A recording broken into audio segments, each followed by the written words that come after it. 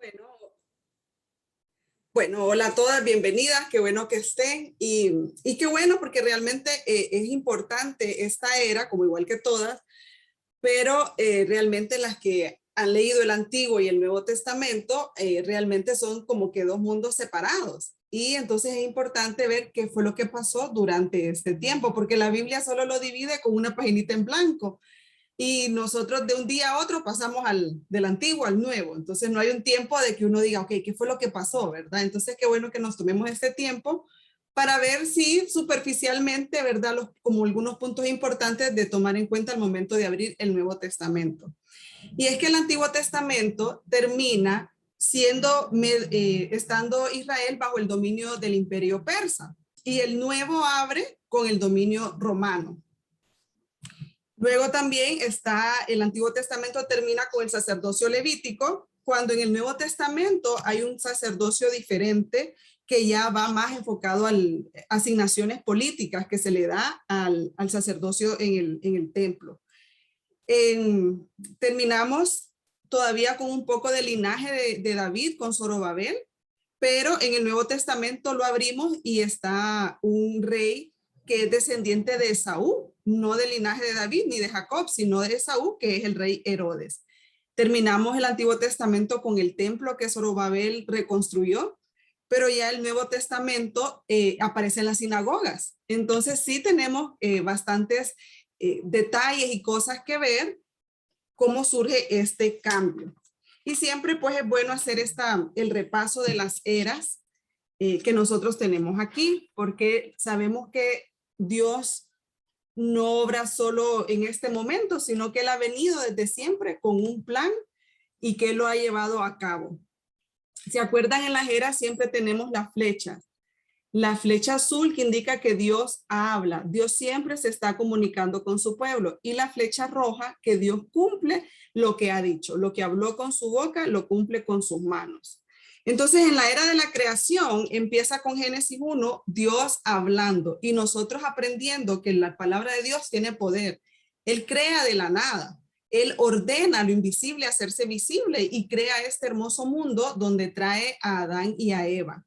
Dios le habló a Adán y le dijo que de todo árbol podía comer, excepto del árbol del conocimiento del bien y del mal. Y ellos sabemos que desobedecieron, ellos se dejaron llevar por la palabra del enemigo, creyeron más al enemigo que a Dios y desobedecieron, pecaron. ¿Y qué ocurrió? Ellos se llenaron de vergüenza, de miedo y de culpa. ¿Quién es el que da el paso a venir a ellos a reunir esto que se perdió? Es Dios. Dios viene y les habla y les hace preguntas, ¿verdad? De que qué fue lo que ellos hicieron. Y ahí Él les da una nueva promesa que es que Dios iba a enviar a través de la simiente de la mujer a uno que iba a destruir de una vez y para siempre al enemigo, a la muerte y el pecado. Luego Dios le habló a Noé acerca de algo que Noé jamás había visto, la lluvia, mucho menos un diluvio, pero Noé creyó y obedeció. Luego la era de los patriarcas, Dios le habló a Abraham y le dijo que le prometió una gran nación, tierra, y que a través de su descendencia iba a bendecir a todas las familias de la tierra. En la era del Éxodo, Dios le habló a Moisés y le dijo cómo Moisés debía de presentarse ante el faraón. Y Moisés sabemos que tenía sus dudas, ¿verdad? Así como mejor otra persona. Pero Dios dice, no, yo te he escogido y que no temiera porque era Dios quien iba a ir con él. Dios también le habló al pueblo una vez que estaba en el desierto y para darle instrucciones, promesas para que ellos vivieran, y les dio los mandamientos, el sistema de sacrificios, les dio las fiestas, todo lo que ellos necesitaban para poder ser un pueblo separado, lo que Dios quería de la promesa que le dio a Abraham, de a través de ellos bendecir a los demás. Luego en la era de la conquista, Dios le habló a Josué y Josué obedeció. En la era de la conquista, ellos se apegan a la palabra de Dios, así como Dios le había ordenado a Moisés, Josué lo cumplió. Pero una vez muerto Josué y toda su generación, empieza la era de los jueces diciendo que se levantó una nueva generación que no conocía a Dios y empiezan el ciclo de pecado, a separarse de Dios por no obedecer la palabra que Dios les había dado de no casarse con los extranjeros porque eso los iba a llevar a la idolatría. En la era de los jueces, Dios le habló a Débora, a Gedeón, a Jefté, a Samuel, y con Samuel nos presenta al rey David.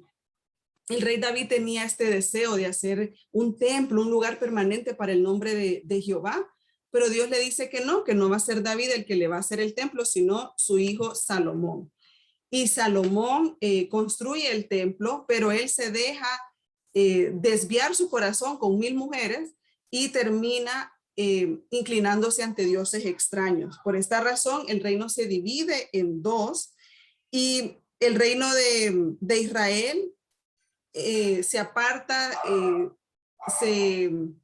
se deja llevar por lo que Jeroboam inventó y ellos no se dejan dirigir por la palabra de Dios, y Dios en su amor persistente, ¿verdad? Que Él es el que busca, Él es el que habla, Él es el que dirige, levanta profeta tras profeta, a Elías, a Eliseo, a Jonás, a Isaías, con el afán de que el pueblo se diera cuenta y reconociera que estaban en pecado, que lo que estaban haciendo no agradaba a Dios y que eso les iba a llevar a un camino de muerte, que los iba a llevar a un juicio.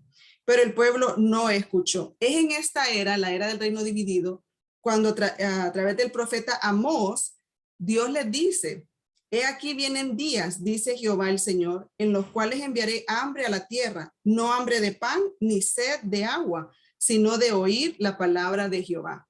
Ya Dios anunciándole este tiempo de silencio en que ellos iban a desear escuchar la palabra de Dios, que en este momento tenían profetas hablando y ellos los ignoraban, no los querían escuchar, los mandaban a matar, los metían presos para callar la palabra de Jehová. Como no obedecieron, van a cautiverio y Dios levanta y habla a través de Jeremías, Ezequiel y Daniel, explicándoles por qué estaban en la situación que estaban, pero también dándoles la esperanza de la restauración venidera. En la era del retorno, Dios cumple lo que habló a través de Jeremías e Isaías, que 70 años después el rey Ciro les iba a permitir regresar a Jerusalén. Y es así como bajo el imperio persa se les permite a ellos regresar, dirigidos por Zorobabel, del linaje de David, que reconstruye el templo. Esdras regresa como sacerdote a reconstruir la vida espiritual del pueblo, a llevarlos de regreso a la palabra, a enseñarles qué es lo que habían hecho mal y qué es lo que ellos debían de cumplir para caminar en obediencia y así recibir la bendición del Señor. También habla a través de Nehemías. Nehemías va y reconstruye el templo en 52 días. Pero ellos vuelven, ¿verdad? Siempre las circunstancias, siempre el ver, en dejarse llegar por los ojos, en lugar de por el oído de la palabra de Dios, se apartaban, y Dios levanta entonces a los profetas Zacarías, Ageos y Malaquías. Con Malaquías cerramos el Antiguo Testamento, pero siempre viendo el futuro con esperanza. En Malaquías 4, Dios anuncia: he aquí yo os envío el profeta Elías, antes que venga el día de Jehová grande y terrible. Él hará volver el corazón de los padres hacia los hijos y el corazón de los hijos hacia los padres, no sea que yo venga y hiera la tierra con maldición. Entonces así ellos terminan, se cierra el canon del Antiguo Testamento, pero viendo con esperanza al Mesías. Ellos empiezan a anhelar la venida del Mesías, porque pasan eventos históricos que Dios habló a través de Daniel, en Daniel 2, 7 y 11, anunciando de estos imperios que se iban a levantar y que iban a caer. Y eso es lo que ocurre en la era del silencio a cabalidad, como Daniel lo había anunciado. Entonces, luego de que ellos están bajo el dominio Medo-Persia, se levanta el imperio griego con Alejandro Magno. Alejandro Magno no solo fue un genio militar que peleaba batallas y conquistaba terrenos, sino que él también, como griego, buscaba el conocimiento, la cultura. Recordemos de Grecia, ¿verdad? Vienen los grandes pensadores que influyeron en el mundo occidental, como Platón. Sócrates tuvo como pupilo a Platón, Aristóteles, y Aristóteles, su estudiante estrella, fue Alejandro. Esto es importante detalle porque yo he tenido personas que me han dicho que el cristianismo se deriva del helenismo. Y el helenismo es lo que Alejandro Magno empieza a hacer, que es helenizar todo lo que él ha conquistado. Helenizar es exportar la cultura griega a todo el territorio que él había llegado. Es llevar una misma manera de pensar, el estilo de vida, la cultura. Él quería, ¿verdad?, homogenizar toda esa extensión de tierra que fuese como Grecia. Entonces, yo le digo a la persona que me dice que el cristianismo viene del helenismo, que realmente la historia de Dios no empieza aquí. No empieza en la era del silencio, no empieza con Alejandro Magno. La historia de Dios empieza en la creación. Entonces, que no nos dejemos llevar por esas cosas, ni sentir que tienen alguna veracidad. Sí se lleva a cabo este helenismo y cómo Dios utiliza todo, porque a través del imperio griego se llega a un solo lenguaje, que es el griego. Entonces, si algo para recordar, en el imperio griego se establece el lenguaje universal, que es el griego. O sea, Dios todo lo va utilizando. Esto servía los griegos porque ellos conquistaban no solo la tierra, sino que también sabiduría, filosofía, cultura. Cuando ellos encuentran la Biblia judía, el Tanakh, creo que se dice, ellos dicen, esto vale, esto es importante. Y la traducen al griego y para ser puesta en la biblioteca de ellos. Esto también era como importante y necesario porque la mayoría de los judíos estaban esparcidos por todo el territorio griego. Ya ellos de generación en generación iban perdiendo su idioma hebreo. Y para las nuevas generaciones judías iba a ser más fácil entender la palabra de Dios en el griego. Aparte también, cómo Dios va obrando, porque se abre la religión judía, el judaísmo, a las naciones. Ya todos podían, bueno, los que tuvieran, ¿verdad?, leer y escuchar la palabra de Dios, del Dios de Israel, en el griego que ellos podían entender.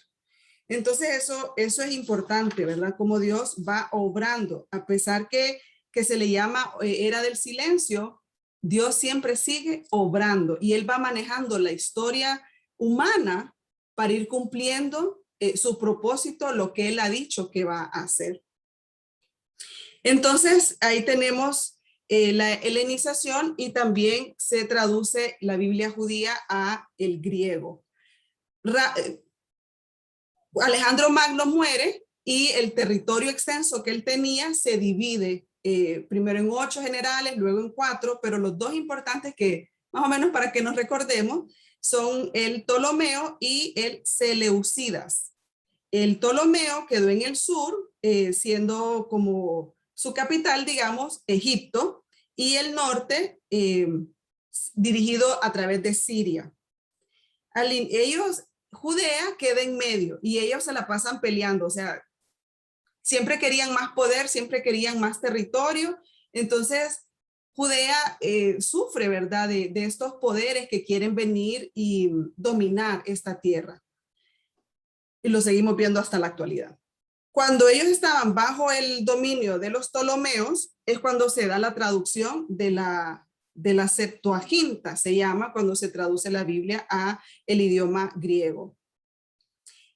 Pero luego ellos pasan a ser dominados por los seleucidas. Estos eran más violentos y crueles.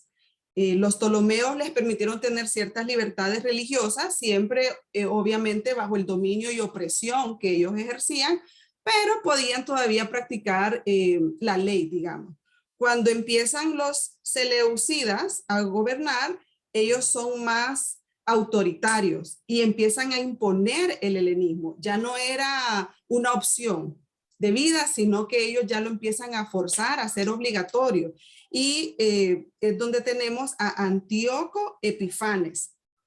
Este hombre, para que entendamos el contexto, fue un tipo como Hitler, como lo que nosotros aprendemos de Hitler.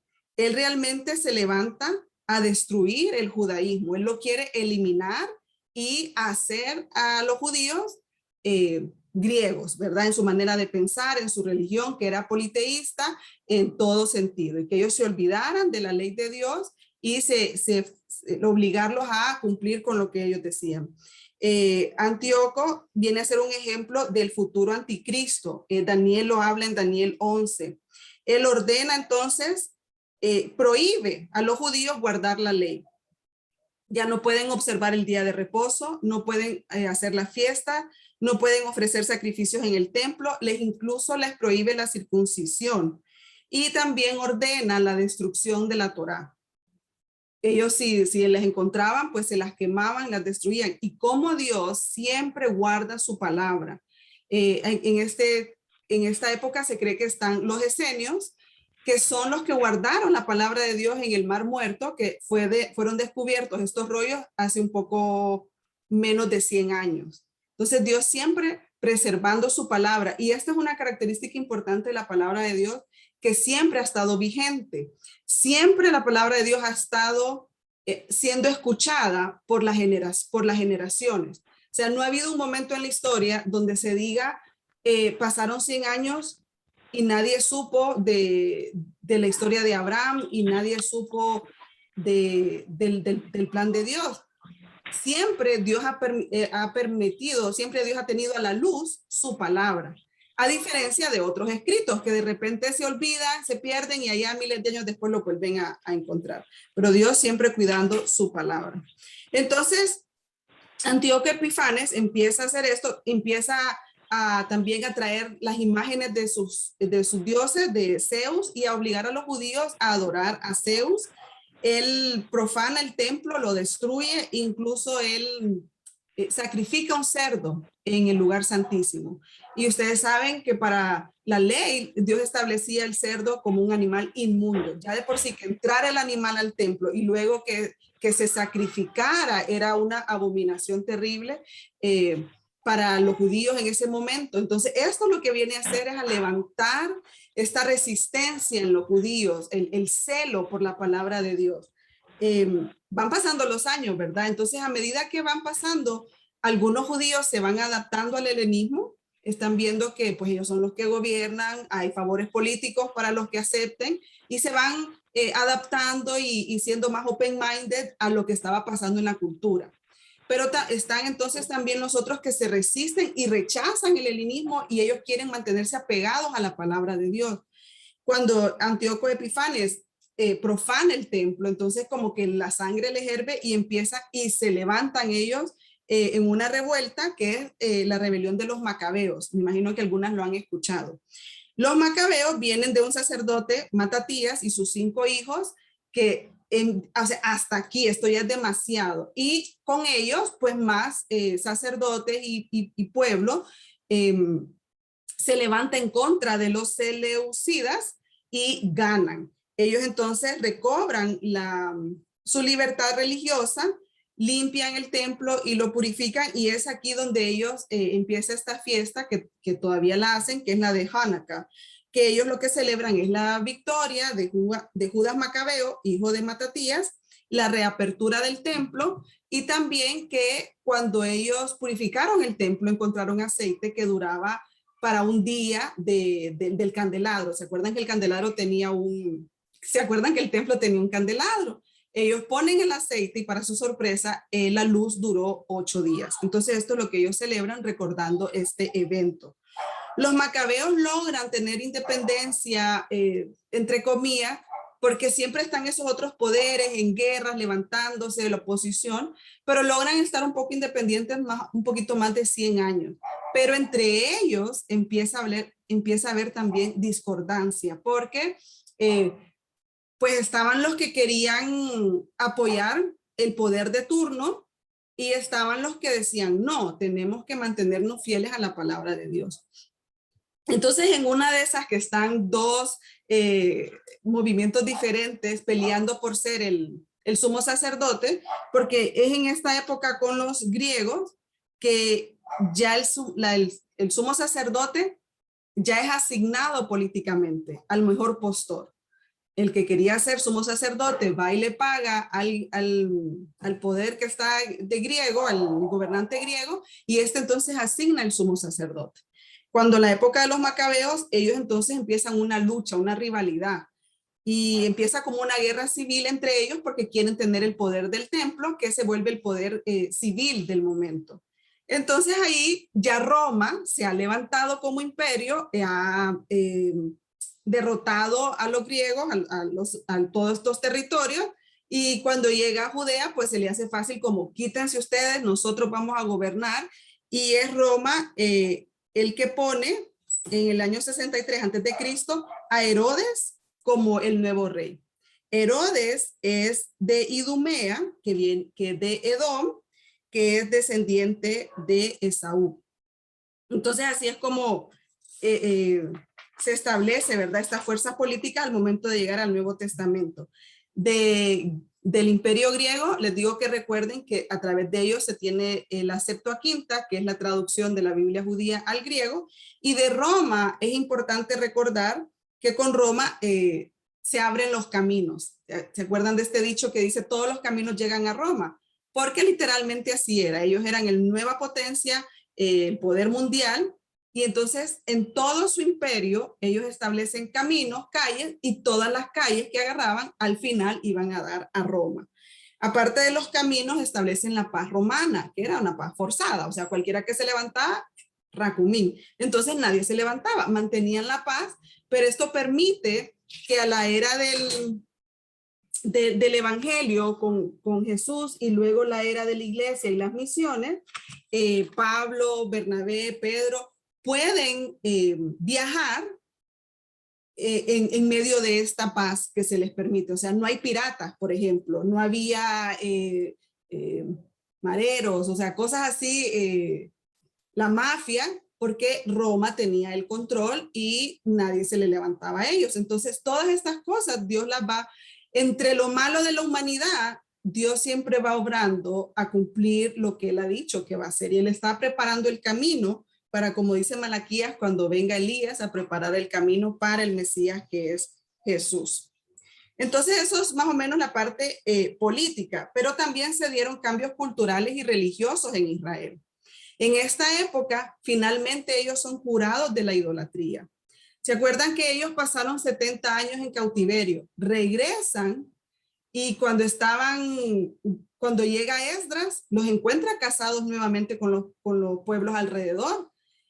Luego Nehemías viene al pueblo, Esdras les da, los alfabetiza bíblicamente, Nehemías se va, vuelve y a ellos no están cumpliendo el sábado, están haciendo negocio los sábados, tienen al enemigo adentro del templo, y entonces como que les costó, ¿verdad?, entender que lo que ellos habían vivido de cautiverio y el juicio de Dios era por la idolatría, porque se habían apartado de lo que Dios había establecido. Pero en esta época, que pasan, ¿verdad?, en tribulación, ellos finalmente son curados de la idolatría, finalmente entienden los 4 primeros mandamientos. Cuando Dios les dice, yo soy Jehová tu Dios que te saqué de la tierra de Egipto, solo Jehová.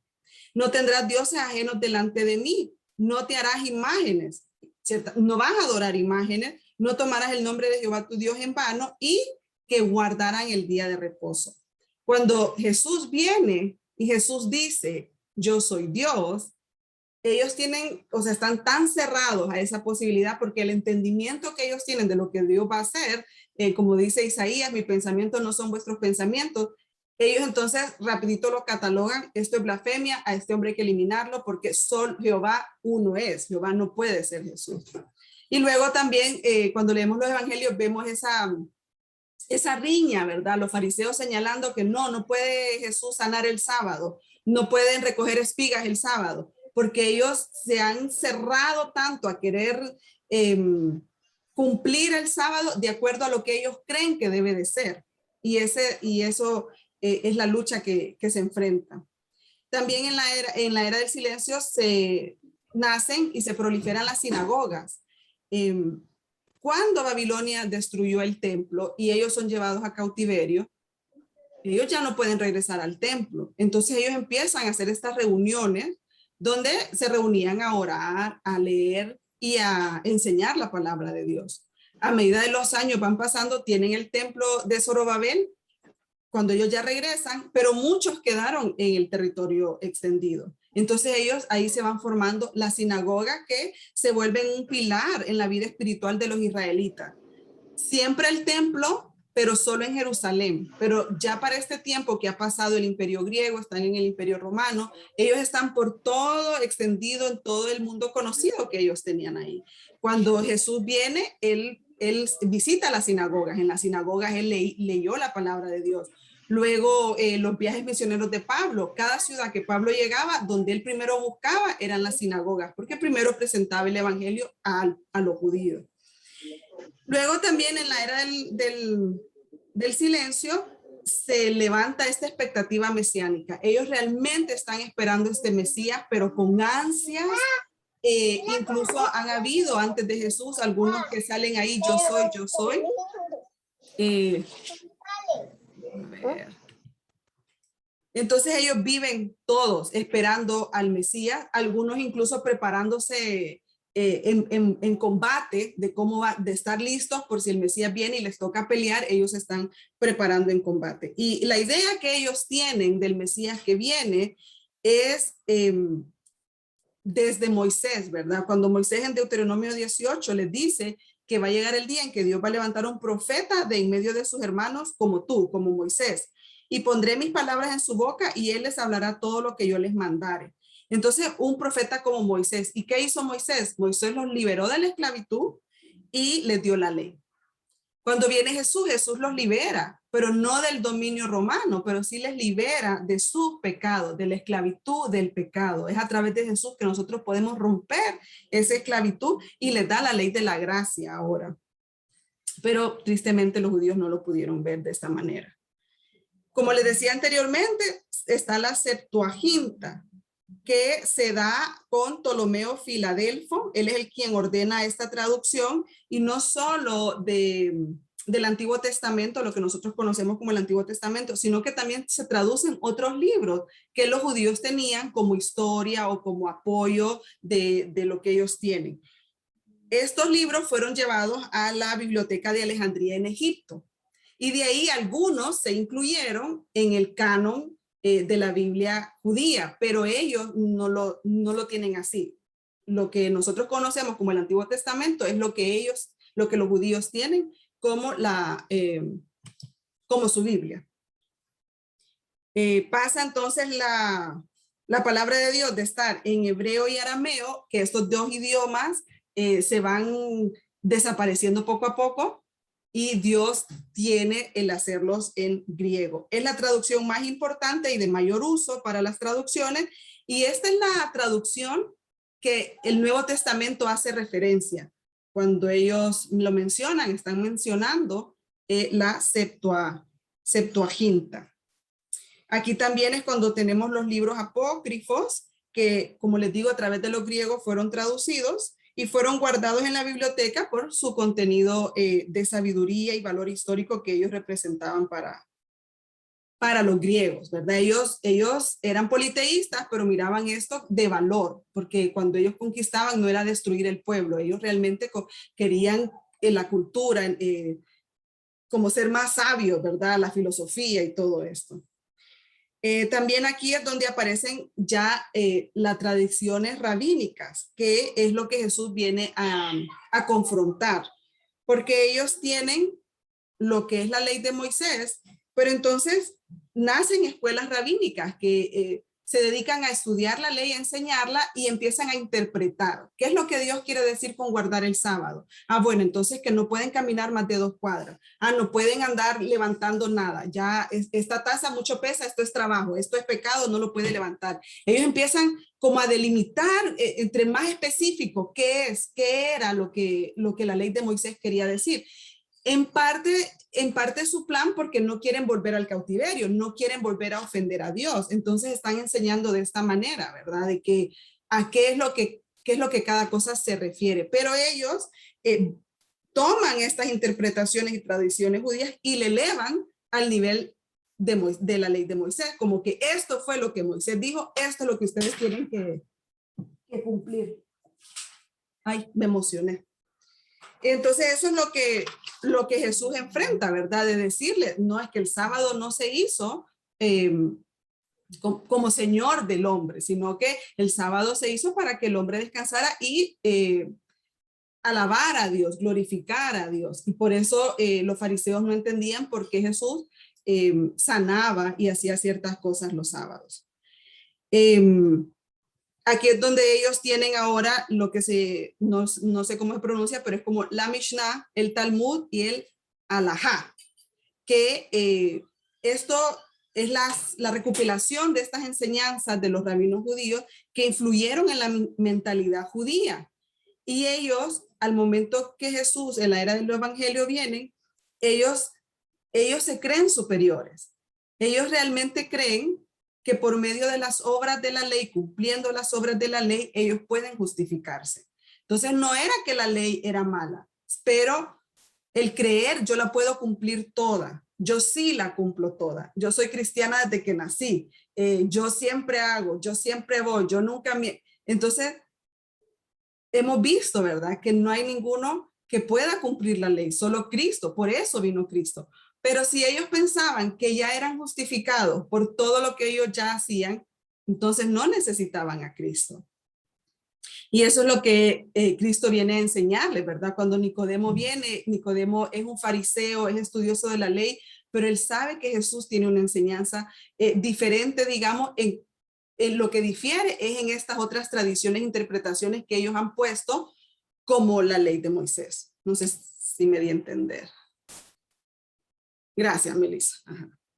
Aquí entonces nacen los fariseos y los saduceos, que los vamos a ver en el Nuevo Testamento, y nacen siempre en la era de los macabeos. Esta resistencia que se resiste a dejarse influenciar por la cultura griega.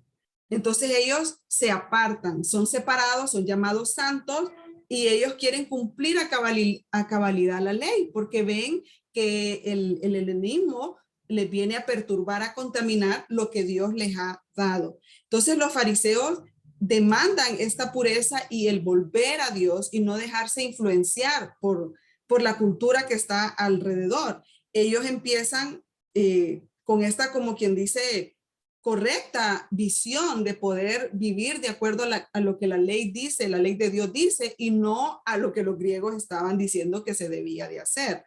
Pero terminan autojustificándose, enalteciéndose ellos por el cumplimiento bien hecho por ellos mismos de la ley. Y es a estos fariseos a quien Jesús les tiene las palabras más duras, ¿verdad? Que él expresa llamándolos generación de víboras, sepulcro blanqueado, porque ellos han tergiversado lo que ellos tienen de la palabra de Dios a creerse superiores, que ellos sí la cumplen y los demás pues son nada. Ellos tienen el respeto y la admiración del pueblo. La gente los ve realmente como personas sabias de la palabra de Dios. Y lo que ellos decían era la ley, era cumplido. Y esto es lo que Jesús viene a romper, a decir, no es así. Los saduceos eran parte de la aristocracia judía. Ellos eran de la clase alta y ellos eran como más open-minded. Por eso es que los fariseos, los separados, porque ellos se separan de aquí, pero los saduceos, pues sí, se alinean con el poder de turno. Están los griegos, ellos apoyan a los griegos. Están los romanos, ellos apoyan a los romanos. Y ellos tienen, los saduceos, el control del templo. Ellos solo toman como palabra de Dios el Pentateuco, los 5 primeros libros de la Biblia. Entonces tienen diferencias con los fariseos. Los fariseos tienen más en las sinagogas, y los saduceos tienen el templo. Hay diferencias en cuanto a las creencias que ellos tienen y las finalidades políticas que ellos tienen, pero interesantemente en el Nuevo Testamento, en los evangelios, ellos se unen en contra de Cristo para eliminar a Cristo. Entonces el templo llegó a ser un lugar de corrupción porque es como vendido políticamente, y la sinagoga un lugar de condenación, donde era en lugar de venir a Dios en obediencia, amor por lo que él ha hecho, a condenar, ¿verdad? Que no estás diezmando el eneldo y la mirra y estas cosas. Esa es la diferencia. Entonces, amigas, lo verdad es que aprendemos en la era del silencio, ¿verdad? Que aunque hay silencio, Dios siempre está obrando. Siempre la mano activa de Dios y cuidadosa que lleva el hilo de su plan, ¿verdad? Y estas cosas eh, históricas entre los países, Dios las está utilizando para bien, para lo que Él tiene planeado. Dios actúa y gobierna a través de la historia humana. Dios siempre cuida y sostiene a un remanente. El silencio no equivale a inactividad. Dios siempre está obrando. Entonces eso era lo que tenía preparado para hoy ustedes y no sé si tienen preguntas o comentarios para que podamos charlar un rato de esta era.